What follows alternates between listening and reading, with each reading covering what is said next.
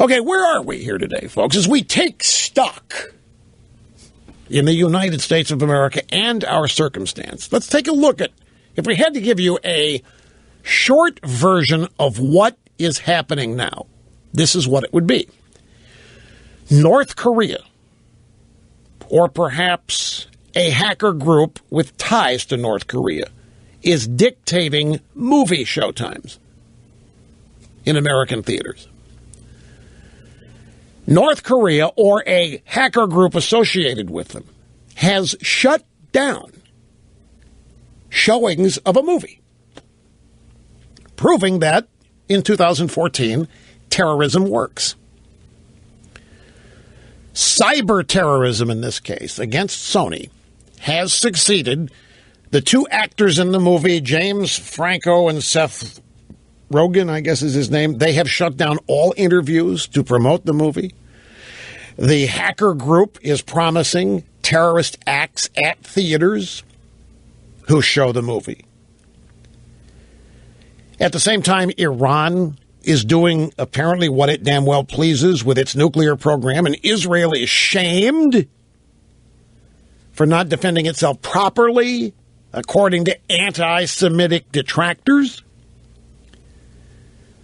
Central American countries are shipping hundreds of thousands of their citizens, children, across our borders, no questions asked, and they're being welcomed and dispatched all over the United States. Brutal regimes, such as the Taliban and now Cuba, seem to be on pretty good footing with the president, Barack Hussein O.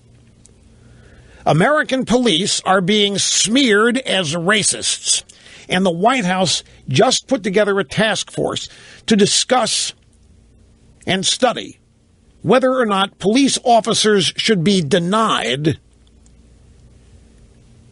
their cases be denied a hearing before a grand jury if there is a shooting involved. Therefore, the White House is engaging in a task force to deny American policemen equal protection under the law. While this is going on, the president is gutting the U.S. military while claiming he's just making it leaner. And while he's gutting the U.S. military, the president is also gutting the U.S. Constitution. And now we've learned he's not even doing it with executive orders. He's doing it with memoranda. You see, memos are far less threatening than something called an executive order, an executive action. And so if the low information crowd happens to hear that the president wrote a memo about amnesty for illegals, well, big whoop. Hell, everybody does memos. I hate memos. Screw memo. Doesn't mean anything. Everybody does memos. But we're told that presidential memos carry the same weight and force of action that an executive action does or an executive order.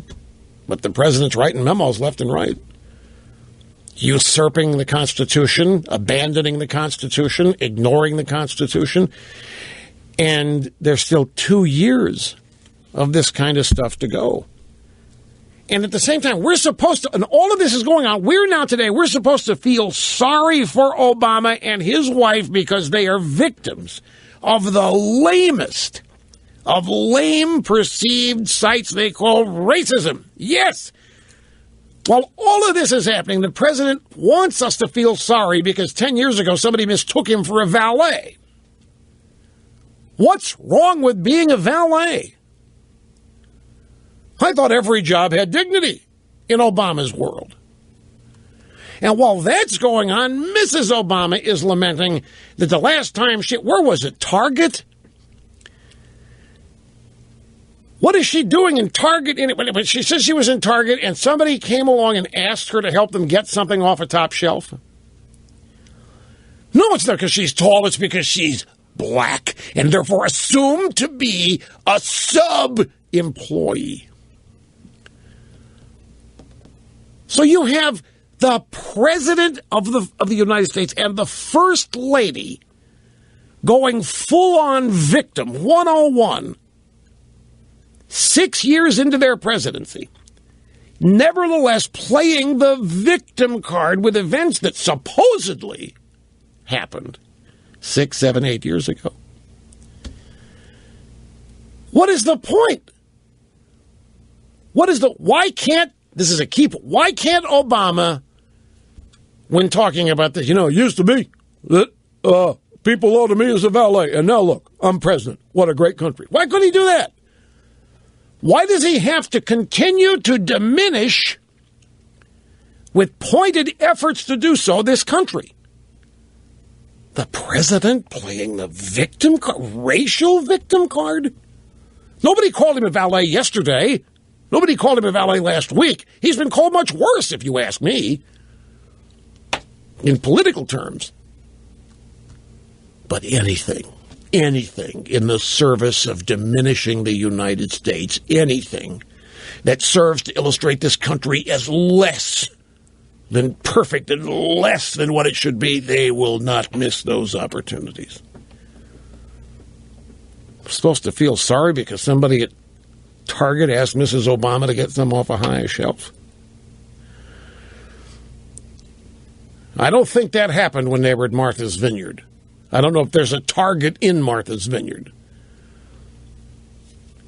But I get your point. How can somebody so victimized by evil racism possibly be accepted as a vacation visitor in the elite place of Martha's Vineyard? If this country sucks so bad, why are the people at Martha's Vineyard even letting them go there? It's a great question, because what we really know is this country thinks of the Obamas as valets and aisle workers. That's what they want us to know. At Christmas time, 2014. And the thing is, folks, we are only on the front end of this suicidal governing. Anybody with an ounce of self-preservation has every right to be appalled and terrified and disgusted. John Boehner and Mitch McConnell are working with the president, organizing these things. And meanwhile, people like Ted Cruz and Mike Lee and anybody else sympathetic with the taxed enough already crowd are the public enemies. Ted Cruz is public enemy number 1. Sarah Palin number 2. Mike Lee number 3. You name it. As this list of things that I just went through to describe where the country is, and the bad guy is Ted Cruz. Oh, and the CIA. Did Obama ever complain about Bill Clinton and Ted Kennedy saying, "Hey, Ted, it wasn't that long ago, this guy Obama, he'd be getting us our coffee"? Why doesn't Obama cite that example if he wants to talk about being a victim of racism in the United States? And Obama as a valet, I don't know about you. I don't know if I'd trust him to park my car. It's a joke, media. It's a joke. The point is, in any honest chronicle of the decline of this country, which, by the way, the decline we are supposed to understand and support, and we are supposed to join together to elect candidates who will manage the decline of this country, because we must pay the price for our prominence and prosperity in the past. It was not genuine, you see. It was illegitimate, and we must now pay the price. So we're supposed to be happy. We're supposed to manage the decline, elect people to manage the decline, understand the management of the decline, and understand the decline. And anybody who pipes up who doesn't want to be in a country in decline is labeled public enemy number 1.